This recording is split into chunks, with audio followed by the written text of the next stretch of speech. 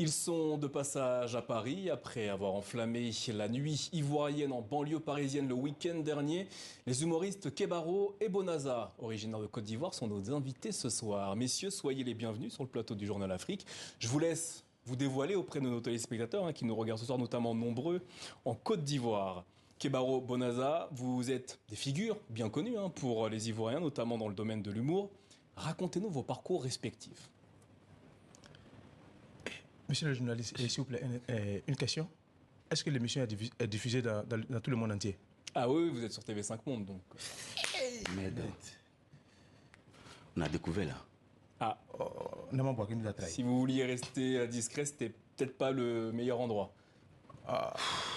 On a Mais, ouais, mais tout va bien se passer. Tout va bien se passer. Non, c'est pas ça le problème. Après, on a dit au pays qu'on va caler, On va caler. Et là, on a découvert. Oh. Putain.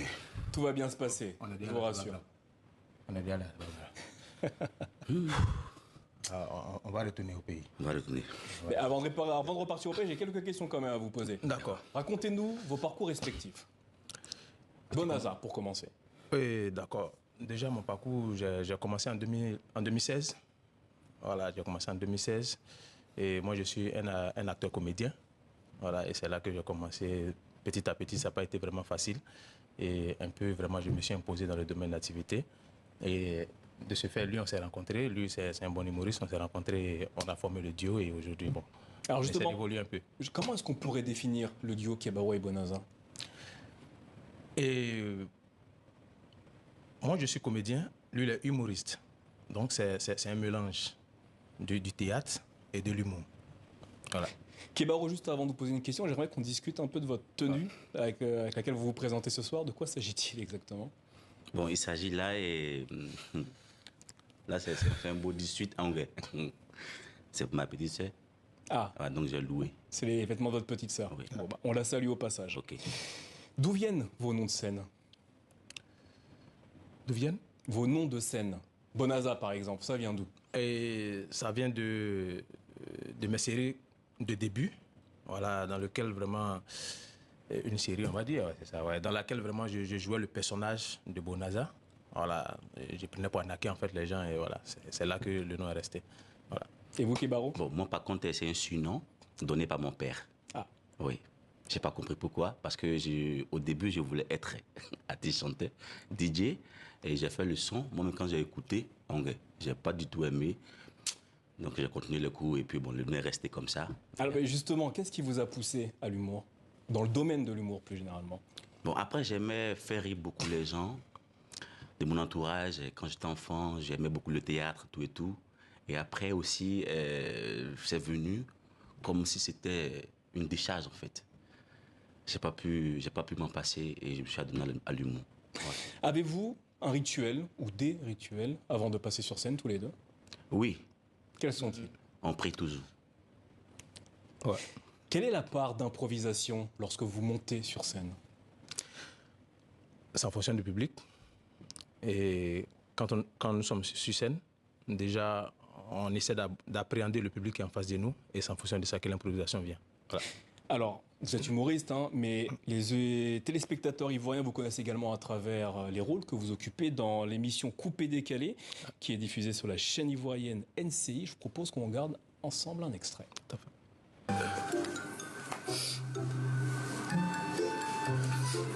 Sois fort, sois fort, sois fort, sois fort, sois fort. Ça va pas dépasser, ça va pas dépasser, sois fort. D'accord.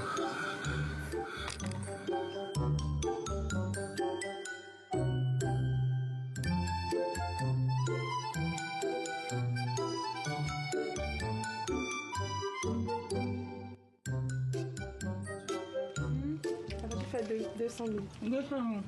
Hein? Mais ils sont où même? Chérie! Ils sont là chez où? Vous êtes où même? Les voilà.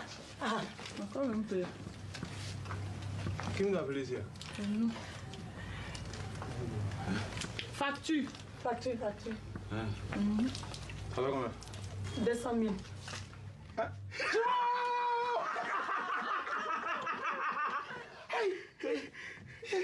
On arrive à bouler.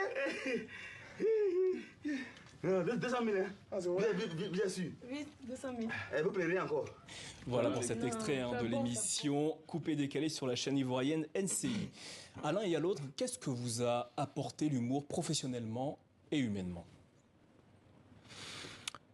Et professionnellement, et ça a apporté beaucoup de choses.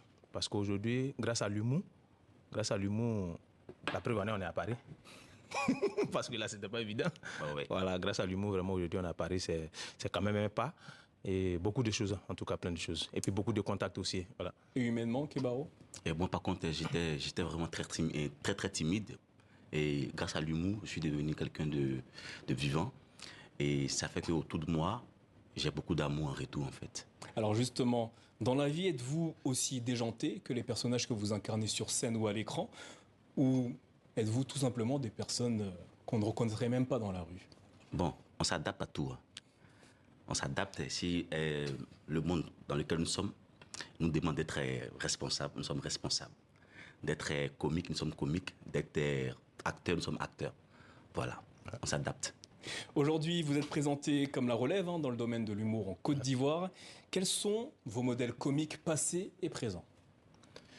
Et moi, c'est Papa Go Michel et Papa Boiri. Et Papa Go, oui. Ouais, c'est Boiri Michel, Papa Go. En quoi ont-ils été des inspirations pour vous? Et parce que eux, c'est du théâtre qu'ils font.